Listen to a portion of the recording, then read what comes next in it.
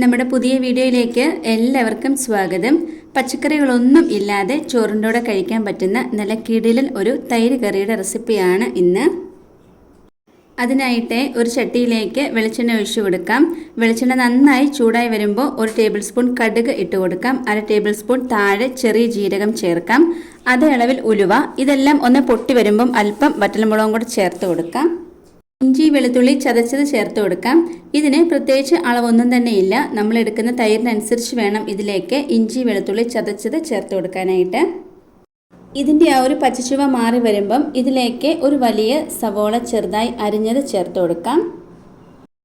എരിവിന് ആവശ്യമായ പച്ചമുളക്, കറിവേപ്പില ചേർക്കാം.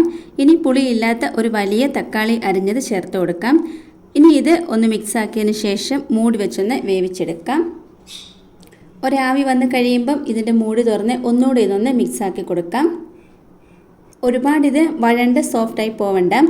ഈ ഒരു പരുവത്തിൽ വേണം നമുക്കിതിനെ കിട്ടാനായിട്ട്. 1/2 ടേബിൾ സ്പൂൺ മഞ്ഞൾപ്പൊടി. കുറച്ചും കൂടി നിങ്ങൾക്ക് എരിവ് കൂടുതലായിട്ട് വേണമെന്നുണ്ടെങ്കിൽ 1/2 ടേബിൾ സ്പൂൺ മുതൽ 1 ടേബിൾ സ്പൂൺ വരെ മുളക് പൊടി ചേർത്ത് കൊടുക്കാം. ഇനി വേണ്ടത് കായപ്പൊടിയാണ്. 1/2 ടേബിൾ സ്പൂൺ ഞാനിവിടെ ഇപ്പം ചേർത്ത് കൊടുക്കുന്നുണ്ട്. ഈ ഒരു കായപ്പൊടി ചേർത്ത് കൊടുക്കണം. ഇത് ചേർത്ത് കൊടുക്കുമ്പം നമ്മുടെ ഈ ഒരു തൈര് കറിക്ക് പ്രത്യേക ടേസ്റ്റ് തന്നെ ആയിരിക്കും. ഇനി ഇതിൻ്റെ ഒരു റോ ടേസ്റ്റൊക്കെ മാറി കിട്ടാൻ വേണ്ടി നന്നായിട്ടൊന്ന് മിക്സ് ആക്കി കൊടുക്കണം. ഇതിൻ്റെ പച്ചമണമൊക്കെ നന്നായിട്ട് മാറിക്കഴിയുമ്പം ഇതിലേക്ക് തൈര് ചേർത്ത് കൊടുക്കാം. ഞാനിപ്പം ഇവിടെ ഒരു 1.5 കപ്പ് അളവിലാണ് തൈര് എടുത്തേക്കുന്നത്. അതൊന്ന് ഒഴിച്ചു കൊടുക്കാം. ഈ ഒരു തൈര് ഒഴിച്ചു കൊടുക്കുമ്പം ഒന്നുകിൽ ഫ്ലെയിം ഓഫ് ചെയ്യണം, ഇല്ലെങ്കിൽ മീഡിയം ഫ്ലെയിമിൽ വെച്ചാൽ മതി.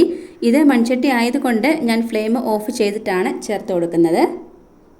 ഇനി ഇത് നന്നായി ഒന്ന് യോജിപ്പിച്ചെടുക്കാം. കുറച്ചുകൂടെ വെള്ളം വേണമെന്നുണ്ടെങ്കിൽ അല്പം കൂടെ വെള്ളം ചേർത്ത് കൊടുക്കാം. ഞാനിപ്പോൾ ഒരു 1/2 കപ്പ് അളവിൽ വെള്ളം ചേർത്ത് കൊടുത്തിട്ടുണ്ട്. ഉപ്പ് നോക്കിയിട്ട് വേണമെന്നുണ്ടെങ്കിൽ ചേർത്ത് കൊടുക്കാവുന്നതാണ്. നമ്മളെ ഈ ഒരു കറിയിലേക്ക് തക്കാളി എടുക്കുമ്പം പുളിയില്ലാത്തത് വേണം എടുക്കാനായിട്ട്. തൈരിന് അല്പം പുളിയൊക്കെ ഉണ്ടാവുമല്ലോ, അപ്പോൾ അതൊക്കെ നോക്കിയിട്ട് വേണം എടുക്കാനായിട്ട്. ഇത്രയേ ഉള്ളൂ. വളരെ ടേസ്റ്റി ആയിട്ടുള്ള തക്കാളി തൈര് കറി റെഡി ആയിട്ടുണ്ട്. ഈ ഒരു കറി മാത്രം മതി ചോറ് കഴിക്കാനായിട്ട്.